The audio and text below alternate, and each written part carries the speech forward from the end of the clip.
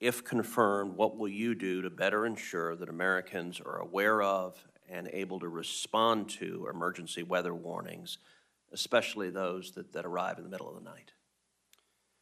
Thank you for the question.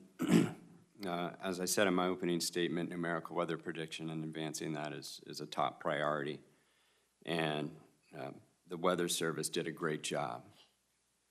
But there's a lot of things I would love to improve, obviously, weather forecasting being one of them.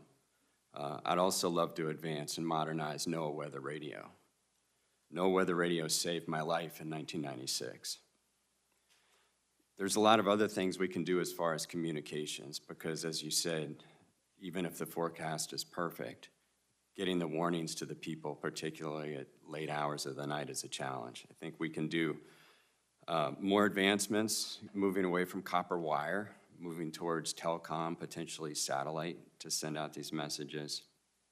We also need more data in doing post-storm assessments. One of the things that I've envisioned, because I've worked on several aviation accidents with NTSB, is something along the lines of what they do, but for weather disasters. Because we need the data to understand what went right, what went wrong, whether people got the warnings, if they did or didn't, and if they did they not understand them?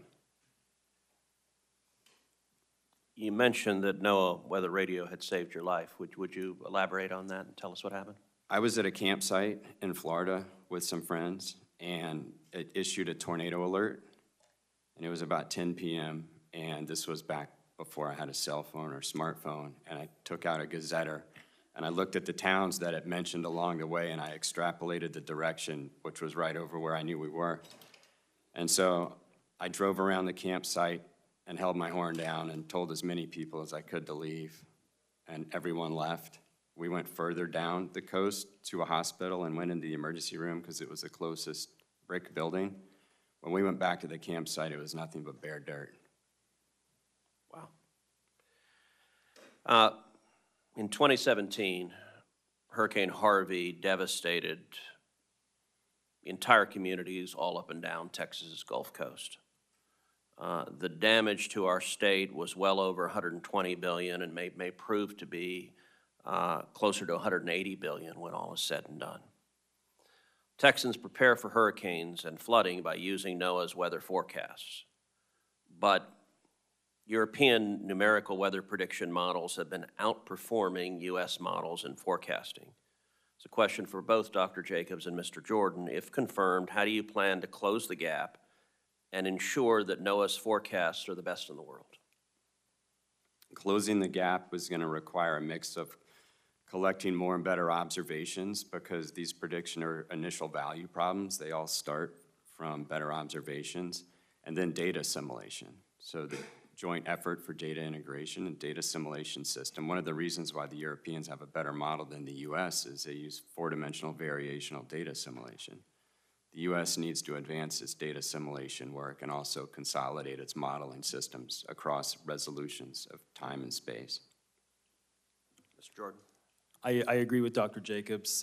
So of the pillars of creating a weather forecast, you have model code development, you have observations, you have data assimilation, and you have supercomputing or HPC to run the forecasts.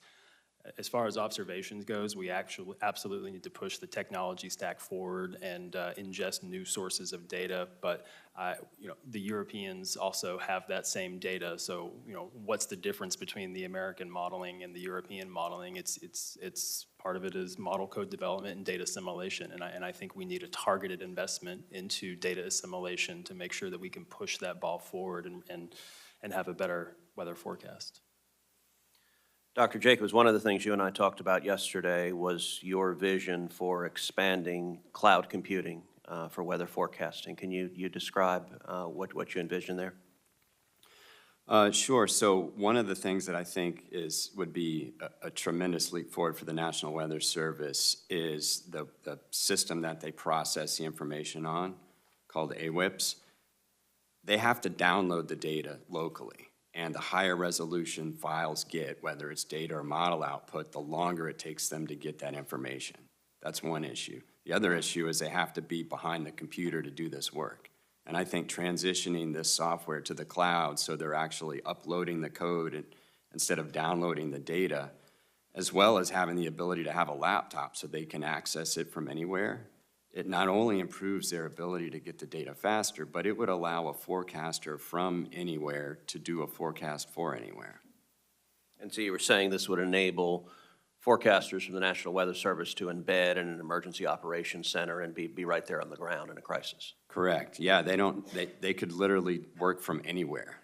And so embedding in the emergency management centers, particularly during major weather events, would be really advantageous.